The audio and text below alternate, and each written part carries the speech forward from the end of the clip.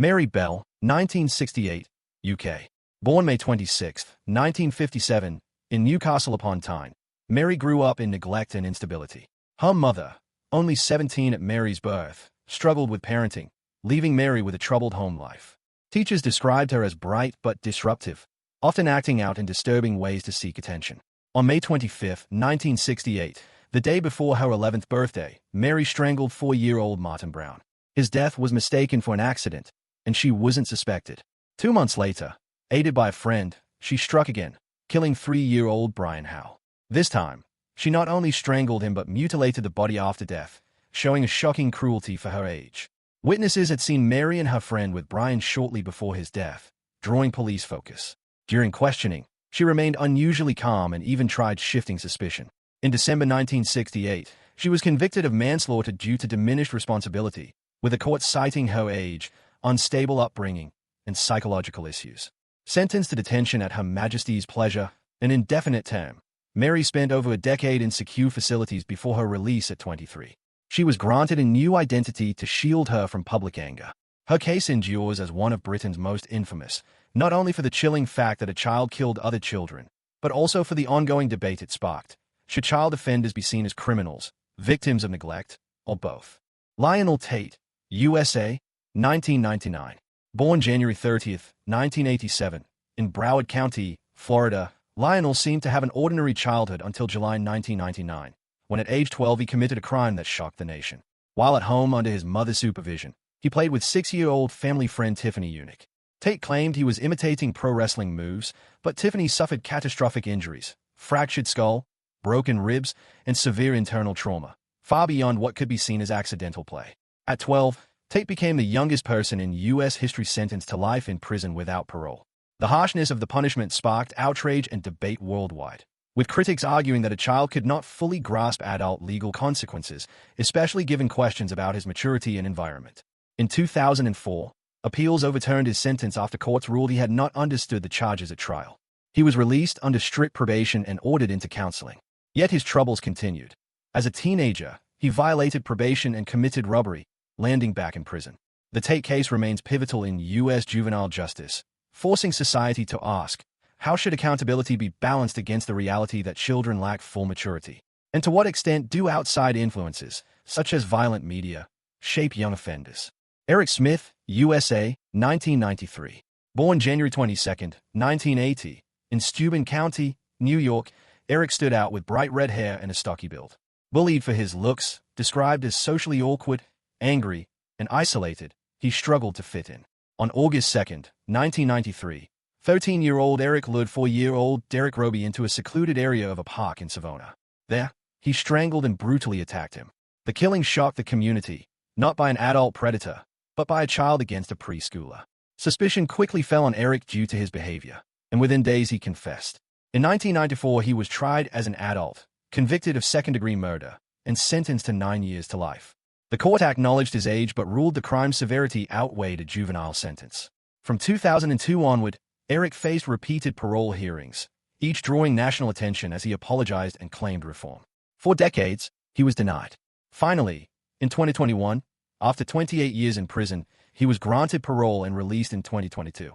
His case remains one of America's most haunting examples of juvenile crime, raising enduring questions of justice, mercy, and whether a child killer can ever truly be rehabilitated. Joshua Phillips, USA, 1998. Born March 17, 1984, in Allentown, Pennsylvania, Joshua grew up mainly in Jacksonville, Florida, in a strict home with a disciplinarian father. Known as a shy, quiet teen, his life became tied to one of America's most infamous juvenile crimes. On November 3, 1998, while home alone, 14-year-old Joshua played with his 8-year-old neighbor, Maddie Clifton. During rough play, Maddie was injured. Joshua later said he panicked, terrified of his father's reaction. Instead of seeking help, he killed her and hid the body under his waterbed mattress. For nearly a week, Maddie was missing, the community searching as Joshua attended school, vigils, and even hosted investigators, all while her body lay in his room. The secret unraveled when his mother noticed fluid leaking from the mattress and discovered Maddie's remains. The case shocked the nation, not only the killing, but the concealment just feet from where Joshua lived and slept. At trial, his defense claimed the act was unplanned, born of fear and immaturity. The jury disagreed, convicting him of first-degree murder. In 1999, he was sentenced to life without parole. His case became central to debates on juvenile justice. Should a 14-year-old driven by panic face lifelong punishment, or did the crime demand adult accountability? Reviews of his sentence followed Supreme Court rulings limiting life without parole for minors, yet Joshua remains imprisoned. His story endures as a grim lesson in how fear in youth can spiral into tragedy, fueling ongoing questions about how society punishes children for adult crimes. John Venables and Robert Thompson, UK, 1993. On February 12, 1993, Liverpool was shaken by the disappearance and murder of 2-year-old James Bulger, one of Britain's most infamous crimes. The killers weren't adults, but two 10-year-old boys, John Venables and Robert Thompson. That day, while skipping school, they spotted James at a shopping center and led him away by the hand, captured on CCTV. They took him on a 2-mile walk, during which they assaulted him before killing him near a railway line. Attempting to stage it as an accident, they were quickly identified by investigators. The brutality stunned the world, made even more chilling by the killers' ages. Tried in an adult court, they became the youngest convicted murderers in modern British history and were sentenced to detention at Her Majesty's pleasure, with a minimum of 8 years. In 2001, both were released with new identities to protect them from public anger. Yet Venables later repeatedly breached his release, receiving further prison terms for child abuse imagery, rekindling outrage and pain for James's family and the public. The case left a permanent scar on the UK. It forced debates about whether children can grasp the enormity of murder, how justice should treat juvenile offenders, and how society balances punishment with protection. It also spurred reforms in child defendant trials and public security. Decades later, the CCTV image of two boys calmly leading James away remains an enduring, haunting symbol of childhood innocence turned into cruelty, and a case that forever changed how Britain views young offenders. Cyntoia Brown, USA, 2004.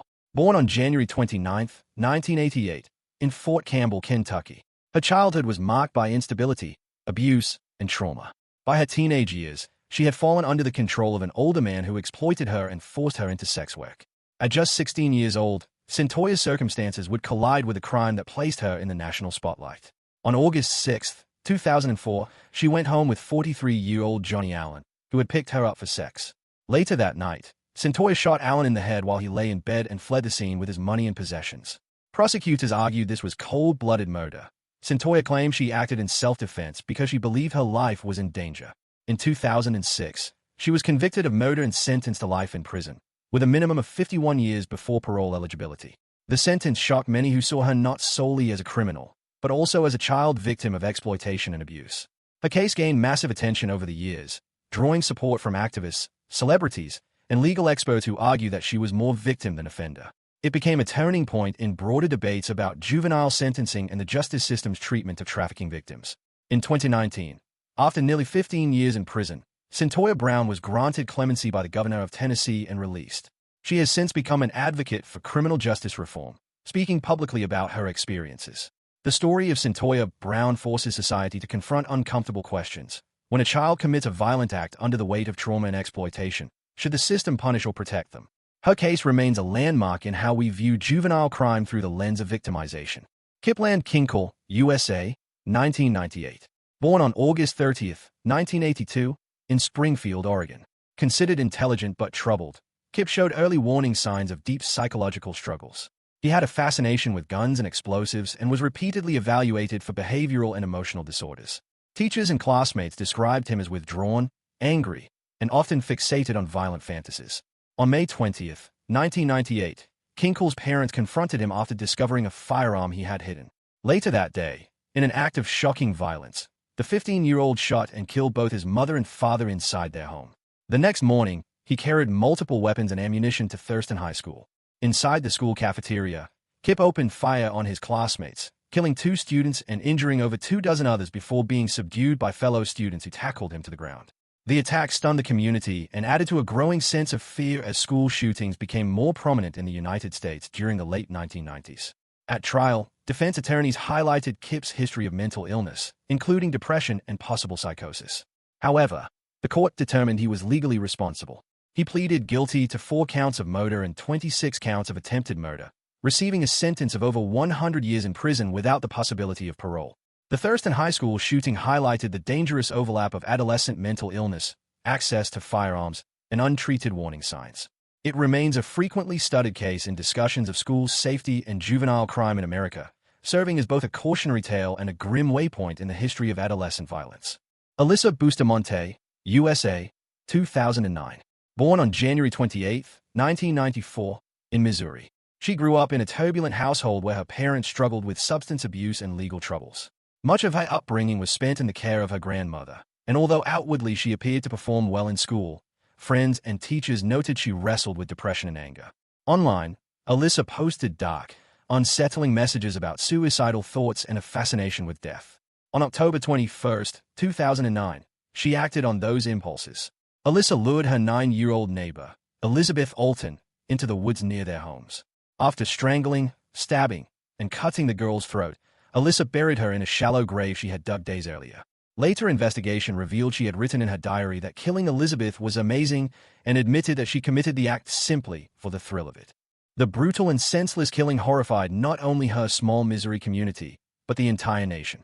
The fact that a 15-year-old girl could premeditate and carry out such violence for no reason beyond a desire for excitement challenged all ideas of motive and morality. Alyssa was charged as an adult. In 2012, after avoiding the death penalty due to her age, she pleaded guilty to second-degree murder and armed criminal action.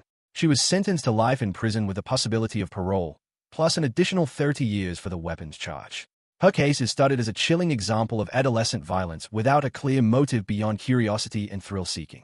It intensified discussions on whether juvenile offenders who commit such calculated acts should ever be granted rehabilitation or if their crimes simply fall outside the bounds of innocence entirely. Mitchell Johnson and Andrew Golden, USA, 1998. In March of 1998, the small town of Jonesboro, Arkansas, became the site of one of the deadliest school shootings in American history. And what made it even more disturbing was the age of its perpetrators. The attackers were two boys, Mitchell Johnson, 13, and Andrew Golden, just 11. On March 24th, the pair pulled the fire alarm at Westside Middle School, forcing teachers and students outside. As the crowd gathered in the schoolyard, Mitchell and Andrew, dressed in camouflage, opened fire from a wooded area with rifles and handguns they had stolen from family members. The attack lasted only minutes but left 4 students and 1 teacher dead, with 10 others wounded. The age of the shooters shocked the nation. At the time, very few could imagine children barely into adolescence carrying out such a calculated and militaristic assault on their own classmates. Because of their young ages, the legal consequences were controversial. Under Arkansas law, neither boy could be tried as an adult. They were committed to juvenile detention but were released upon turning 21, far earlier than many believed was just. Their release, after serving a fraction of the time that older offenders would have faced, stirred outrage from victims' families and propelled conversations around reforming juvenile sentencing laws in the United States.